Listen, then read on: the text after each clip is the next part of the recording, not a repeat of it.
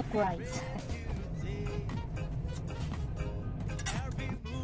Pasensya na, nasa taasan yung lagayan namin ng bigas. So, yan na. Start na tayo sa saing. Siyempre, nakahanda na yung binapos kong isda. Yung isda na malaki ang mata. Hindi ko alam kung ano tawag ito. Pasensya na. Yan.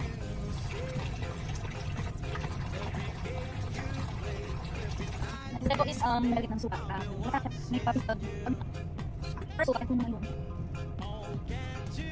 Asin nila. Para yung tasty ba.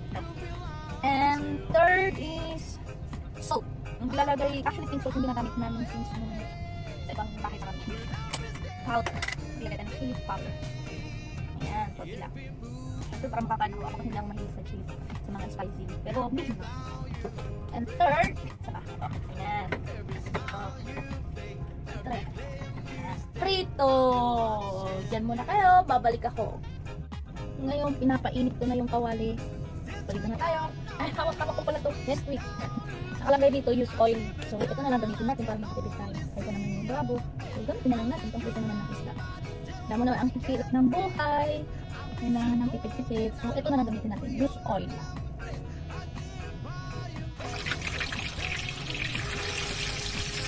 Yan. Number 6. So, habang inaantay natin, bili-bili-bili lang.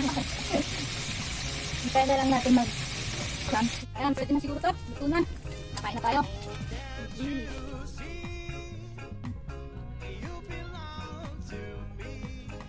Kasama ko yung natuto. Si Babe ang magugas. Ayan, pero Babe. Nakasama kasi tayo mga ikat. Okay guys, aray! See you!